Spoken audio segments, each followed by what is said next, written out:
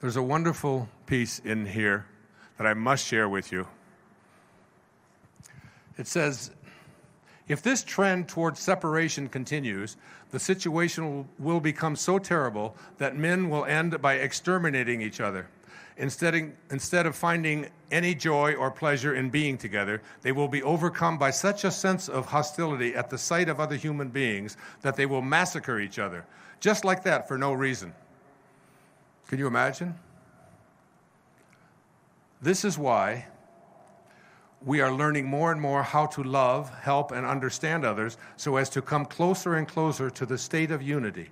But the hardest thing in the world today is to try to convince human beings of this. They simply cannot get it into their heads. You can get them to understand electronics, pure mathematics, but they cannot not understand this question of unity. They cannot see the point of it. Initiates, on the other hand, seek nothing but this. The path that leads back to the perfect unity. Inwardly, we are one. In our spirit, we are all one. But this oneness has not yet been achieved on the physical plane. It is this that remains to be achieved. We just don't get it.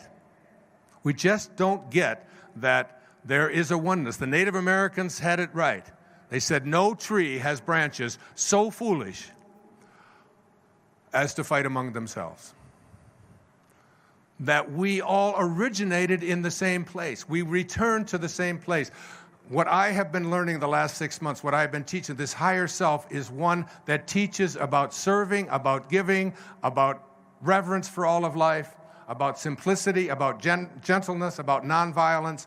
But essentially, it's about seeing yourself in others and seeing others in yourself, no matter who they are. The lady who cleans my toilet at the hotel is just as divine a being. Mother Teresa said, in every day I see Jesus Christ in all of his distressing disguises. That's the higher self at work. As you begin to move to this place of serving, giving, offering, as you begin to make that shift, and we have to make this shift, because now we're producing generations of kids who are going to live not as long as we do. Do we want that for our kids? Do we want to give them a food supply that is contaminated? Do we want them to be addicted to taking pills for everything that they do in their life? Do we want a third of our children to be so inactive that they're obese? A third of them? We have to shift that consciousness, and it has to take place within each and every one of us. So the shift away from ego is to the place of meaning, where you ultimately get yourself. You know, the Course in Miracles says that you live in an insane world, and the breadth of that insanity you can't even begin to comprehend.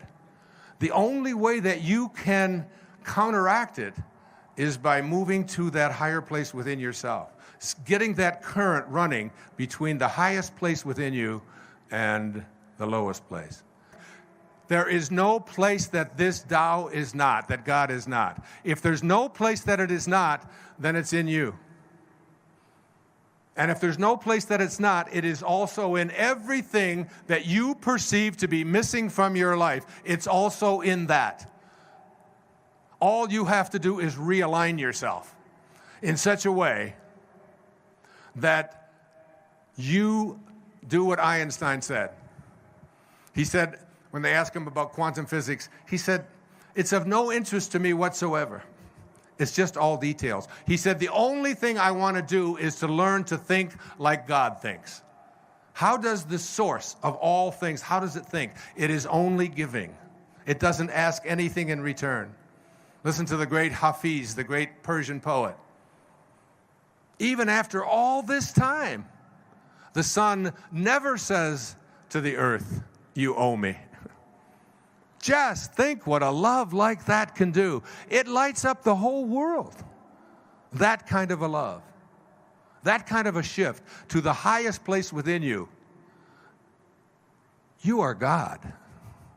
You are God. That's not blasphemous. The God that most people in Western culture and Eastern culture represent is a god of the ego. It's just like the ego. The God I'm speaking about, the source that I'm speaking about, is one that doesn't play favorites. It's in everything and everyone.